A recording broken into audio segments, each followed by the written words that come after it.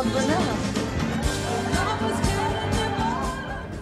Alors, pour moi, Yves Saint Laurent, c'est d'abord un artiste torturé.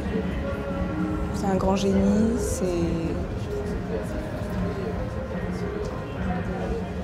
C'était à la fois cette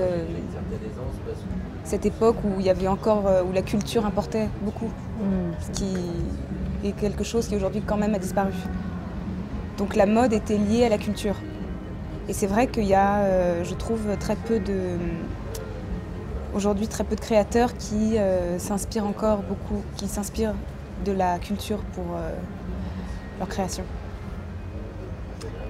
Moi, je trouve que, je suis totalement d'accord avec toi, mais je trouve aussi qu'il est le premier à faire rentrer l'émotion dans la mode. C'est-à-dire qu'il rentre la femme dans le domaine de l'émotion en disant, pour toutes les femmes qui sont fragiles, mal aimées, mal comprises, je suis là, mes bras sont tendus à vous. Après, je trouve que c'est un artiste torturé et c'est sans doute quelqu'un qui aurait aimé être Matisse.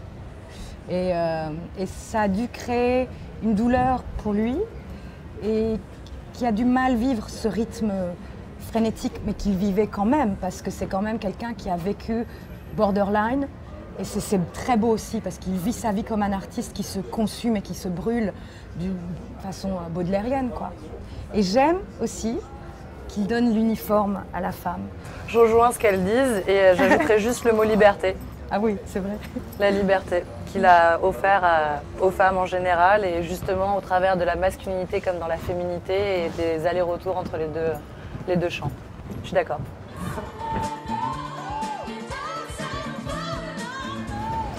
Alors, mon personnage, c'était donc une de ses muses avec Betty Catrou.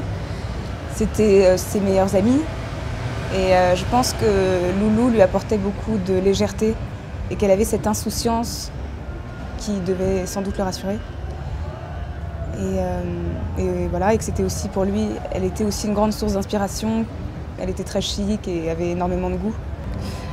Bah, Anne-Marie, moi j'adore parce que je dis qu'en fait, ils se sont connus comme deux poulains très jeunes chez Dior. Et ils se sont apparemment vus à la cantine, ils se sont tout de suite aimés.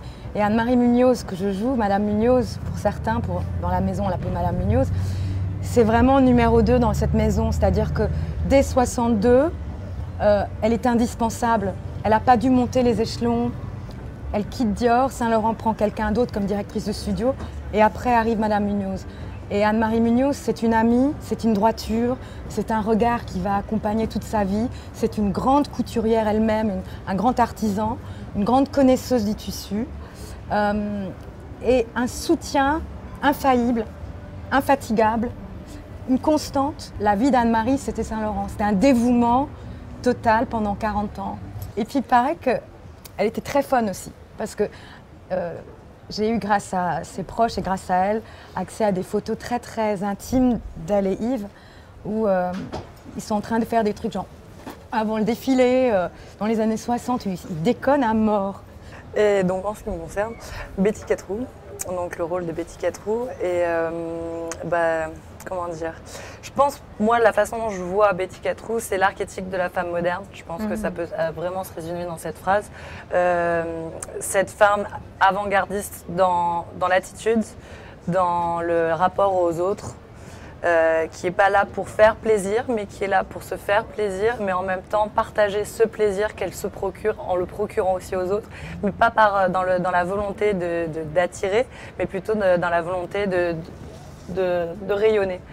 Alors que la femme des années post-68, c'est une femme qui est plutôt dans la soumission de combler le plaisir de l'homme, mais pas de combler le sien. Alors qu'elle, tu veux dire pré-68? Oui, excuse-moi, pas post, en effet. Et alors que justement, elle fait partie de cette première génération de femmes qui n'a pas cherché à remplir ce rôle, mais qui a cherché à créer un nouveau rôle. Donc c'est plutôt assez agréable. En fait, elle est libre, Betty. Hein. Voilà, c'est la liberté, libre, quoi, c'est vrai. Exactement. Elle a toujours, c'est qui m'aime me suivre, Betty. Hein. Exactement. C'était le pendant de Div aussi. Elle était vraiment une sœur. Ouais, c'était sa sœur siamoise. Exactement.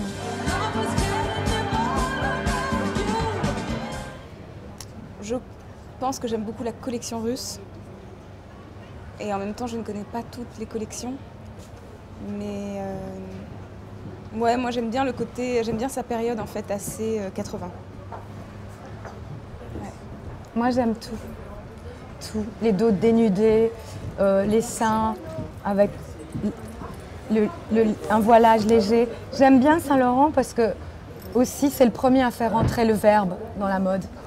Et donc par ses lectures et par sa proximité à l'art, il fait rentrer le verbe dans la mode. Donc j'aime chaque période, jusqu'à la fin, le dernier défilé, même quand c'est très épaulé.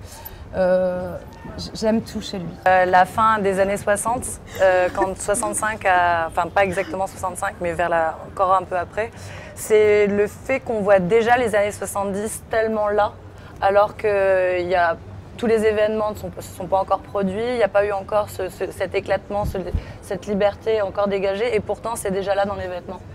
C'est déjà là, dans les couleurs, dans la forme, dans les proportions aussi. On a déjà les proportions 70 qui sont là, les proportions 60 ont déjà disparu.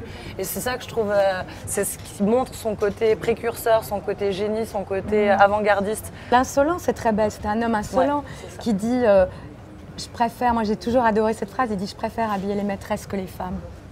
Donc encore, on revient à cette chose baudelairienne, à cette idée de la femme dangereuse. La femme dangereuse, quoi. L'opium, tout ça. Non, et puis il avait aussi quand même cette détestation pour la bourgeoisie. Oui. Tout en étant ultra bourgeois, lui. Tout en étant ultra bourgeois, bien sûr. C'est toujours les bourgeois qui détestent les bourgeois.